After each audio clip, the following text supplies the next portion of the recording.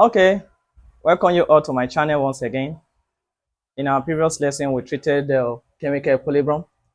We treated what is known as the Chatelier principle. We talked about factors that affect chemical equilibrium. We stopped at pressure, the effect of pressure on a chemical system that is in equilibrium. In today's topic, we'll be talking about concentration and temperature. Let me bring your mind from our previous lesson. We treated the effect of pressure on chemical equilibrium.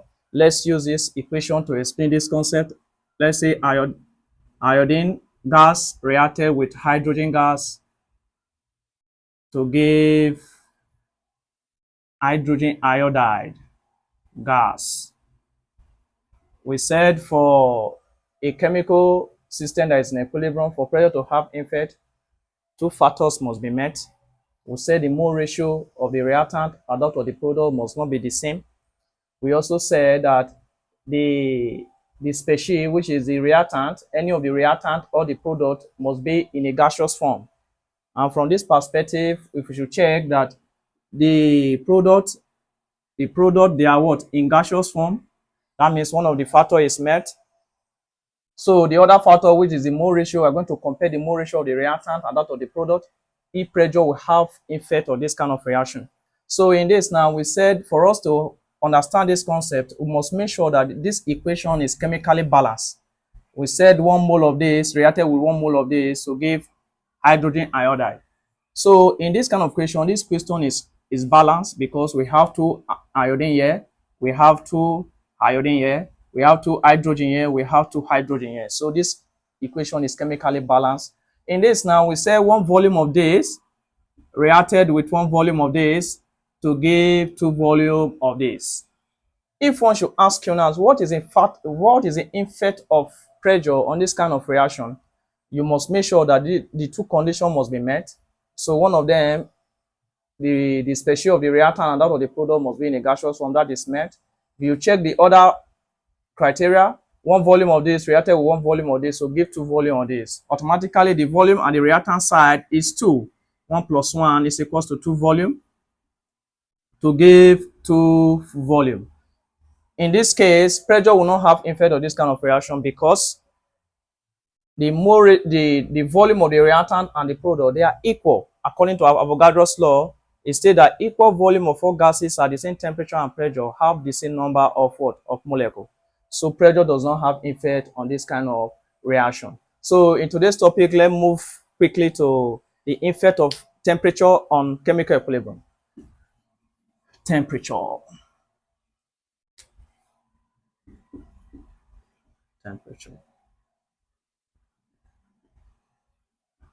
For us to consider temperature as an effect that affects chemical system, we are going to determine the effect of this change in exothermic reaction and in endothermic reaction. So in these 2 phases of reaction, due to how they absorb energy or give out energy to the environment, a chemical equilibrium is affected differently in this case. So let's start with in exothermic reaction. In exothermic reaction. So what we mean by exothermic reaction, energy is given out to the environment during the course of the reaction. We can use a very good example. For instance, now, enzo means out. Heat is given out. While endo, heat is absorbed from the environment. So in this aspect, we're going to talk about exothermic reaction. For instance, now let's have this equation: hydrogen gas reacted with oxygen gas to produce water. To produce water,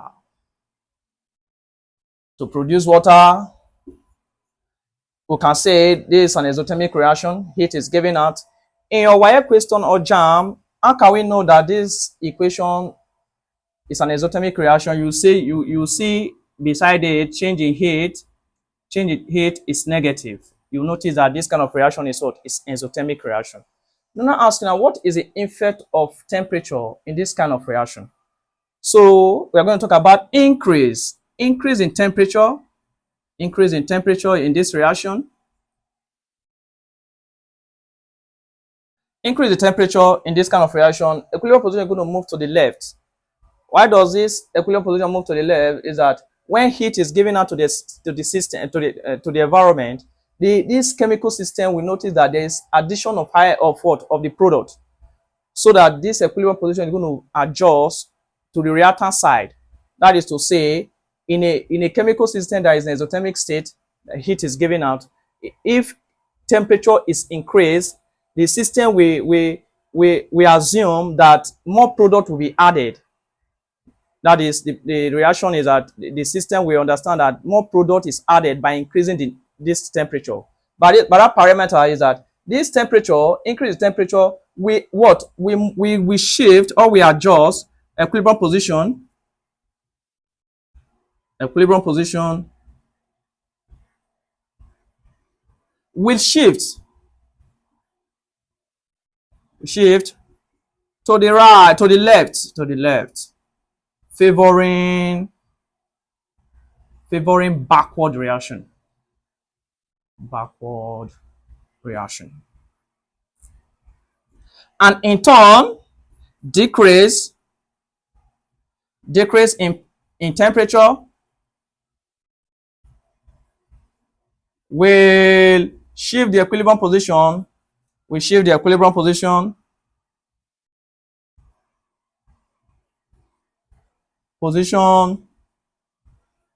To the right,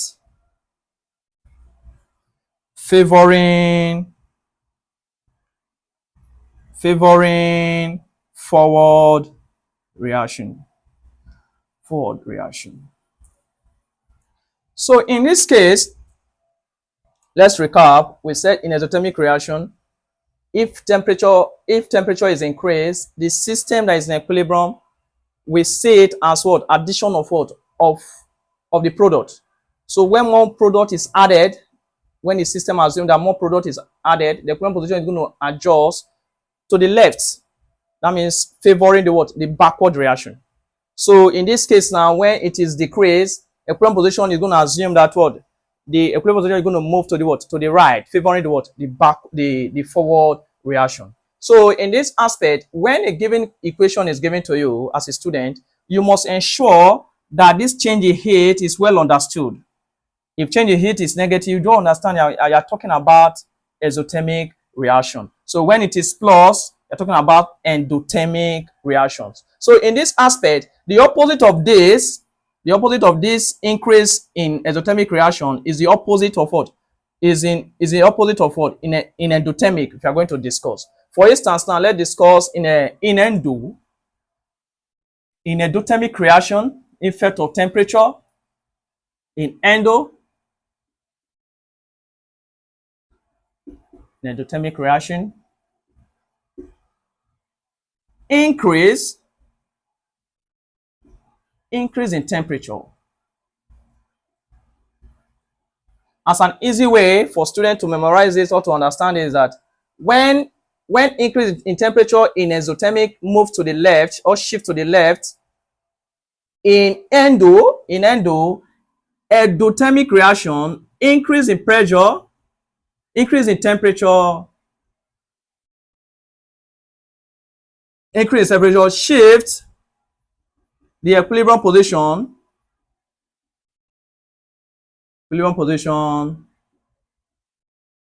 to the right, opposite of the enzo, to the right, favoring forward reaction. That is the product.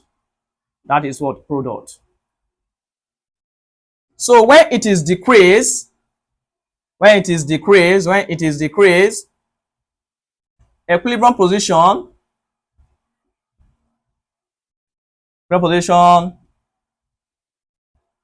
moves to the left.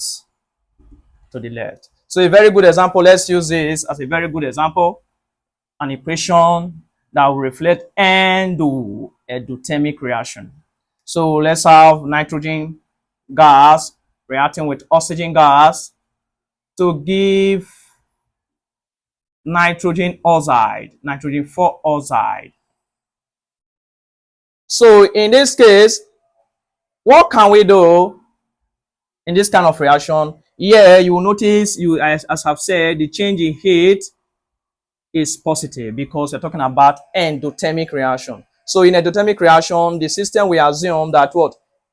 More reactant is present, thereby making the equilibrium position to move to the what? To the right. So when it is decreased, the system we understand that what? More product is added, so making the equilibrium position to move to the what? To the left. So we are going to move to the next topic, which is concentration, the other factors. I'm going to move to the other factor, which is concentration. The effect of concentration on chemical equilibrium is very straightforward. It's very, very straightforward. Very, very straightforward when we call concentration. So let's use hypothetical species. Let's say A plus B to give C plus D. In this aspect, if the concentration of either of the reactant or the product is increased, it will affect the collision of the reactant or the product. In this sense, that if, for instance, one of the reactant is so the concentration is increased. When the concentration increases, we can say that more reactant will what? We react with each other because the higher the concentration, the more reaction will take place. So when they react, equilibrium position is going to move to the what? To the right.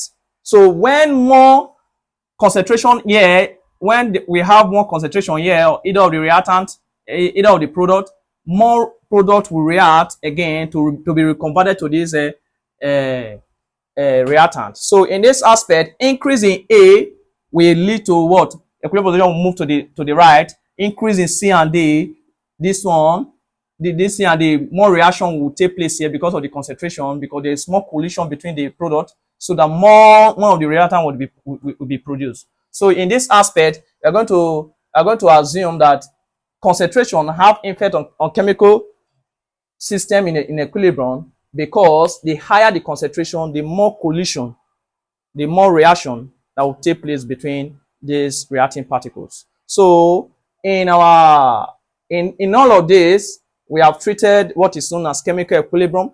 We have talked about late Chatelier principles. We have talked about factors that affect chemical equilibrium. And we talk about pressure, we talk about concentration and what?